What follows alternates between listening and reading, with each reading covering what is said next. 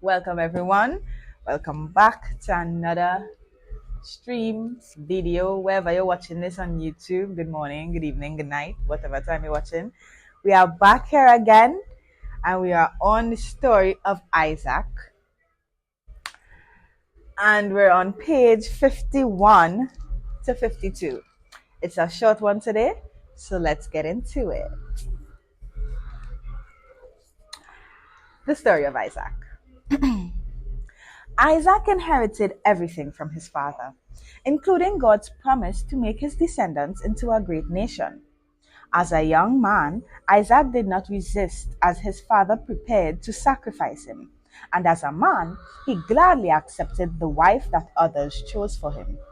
Through Isaac, we learn how to let God guide our life and place his will ahead of our own. 1. Isaac's sons. Although they were twins, Isaac's sons, Jacob and Esau, couldn't have been more different. They spent much of their lives struggling with one another, beginning in the womb. The births of Esau and Jacob.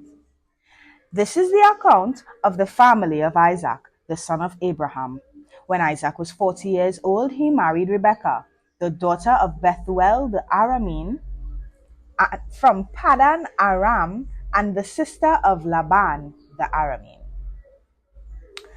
Isaac pleaded with the Lord on behalf of his wife because she was unable to have children. The Lord answered Isaac's prayer, and Rebekah became pregnant with twins. But the two children struggled with each other in the womb. So she went to ask the Lord about it. "Why is this happening to me?" she asked. And the Lord told her, "The sons in your womb will become two nations. From the very beginning, the two nations will be rivals. One nation will be stronger than the other, and your older son will serve your younger son." And when the time came to give birth, Rebekah discovered that she did indeed have twins. The first one was very red at birth and covered with thick red hair, like a fur coat. So they named him Esau. Then the other twin was born with his hand grasping Esau's heel. So they named him Jacob. Isaac was 60 years old when the twins were born. Esau sells his birthright. As the boys grew up, Esau became a skillful hunter. He was an outdoorsman, but Jacob had a quiet temperament, preferring to stay at home. Isaac loved Esau because he enjoyed eating the wild game Esau brought home. But Rebekah loved Jacob. One day, when Jacob was cooking some stew, Esau arrived home from the wilderness, exhausted and hungry. Esau said to Jacob, "I'm starved. Give me some of that red stew." This is how Esau got his other name, Edom, which means red.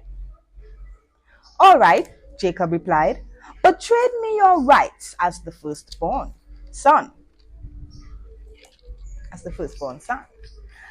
"Look, I'm dying of starvation," said Esau. "What good is my birthright to me now?" But Jacob said, "First you must swear that your birthright is mine."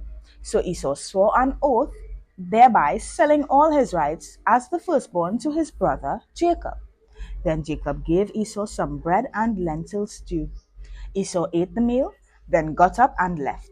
He showed contempt for his rights as the firstborn.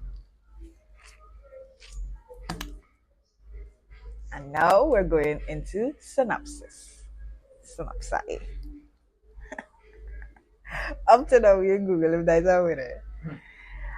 As Isaac pleaded with God for children, so the Bible encourages us to ask and even plead for our most personal and important requests. God wants to grant our requests, but he wants us to ask him. Even then, as Isaac learned, God may decide to withhold his anger for a while in order to deepen our insight into what we really need, broaden our appreciation for His answers, or allow us to mature so we can use His gifts more wisely.